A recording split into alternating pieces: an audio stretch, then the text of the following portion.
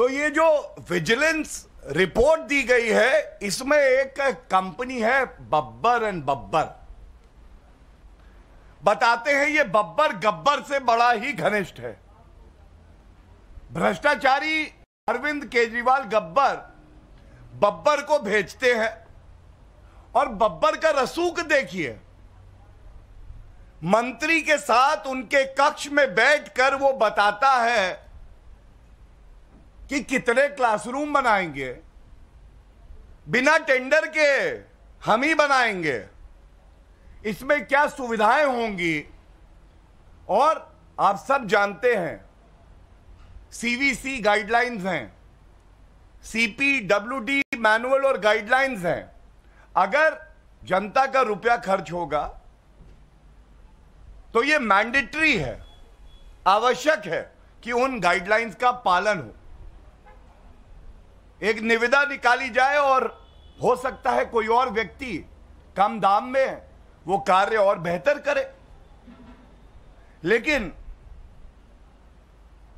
Babbar and Babbar associates नाम है, इनकी पकड़ ऐसी थी कि ये सारी शर्तें तय कर रहे थे। In legal parlance, I would like to say that this is tailor making of the terms and conditions because of the quid pro quo, because of the quid pro quo between the कट्टर बेईमान महाभ्रष्टाचारी Arvind Kejriwal government and Babbar and Babbar Associates. And this report clearly shows how Arvind Kejriwal does not have high on his priority list the education of our children. He does not worry about the future of our children. He is only worried about one thing, and that one thing is the black money that is flowing to him.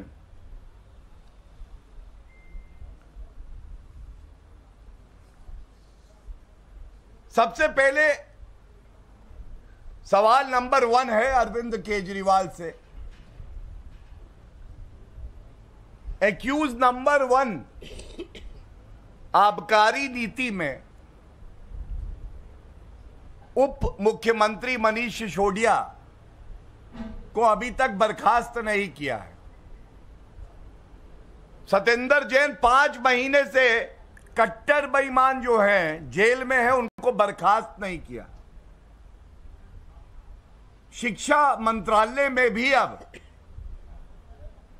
यह लूट खसोट भ्रष्टाचार का मामला उजागर हो गया है, और यह रिपोर्ट कोई और नहीं दे रहा Arvind Kejriwal ji, directorate of vigilance जो दिल्ली सरकार का ही हिस्सा है वो दे रहा है। क्या आप में इतना दमखम है? क्या आपके सिकुड़े हुए कमजोर कंधे ये भार उठा पाएंगे कि आप बर्खास्त करें भ्रष्टाचारी मंत्री को? दुख की बात क्या है? जैसा हमने बताया, भारतीय जनता पार्टी ने यह मुद्दा पुरजोर तरीके से उठाया और सीवीसी के पास जब ये कंप्लेंट गई तो 2.5 साल तक, ये नोट करिएगा, जो ये कह के आए थे कि मैं भ्रष्टाचार को खत्म कर दूंगा, 2.5 साल तक ये शिकायत पड़ी रही और सीवीसी ने दिल्ली सरकार से जवाब मांगा। तो स्कूल घोटाले पर केजरीवाल सरकार कटघरे में है, लेकिन मनीष सिसोदिया से जब इस पर सवाल पूछा गया तो उन्होंने कहा कि सारी एफआईआर बीजेपी के दफ्तर में तैयार होती है।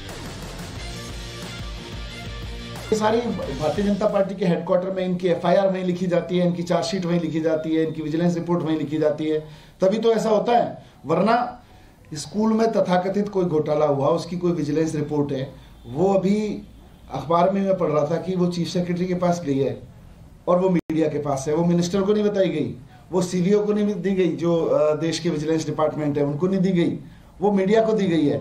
तो ये भारतीय जनता पार्टी ने अपने यहाँ स्क्रिप्ट लिखते हैं और मीडिया को जारी करते हैं, रोज यही कर रहे हैं।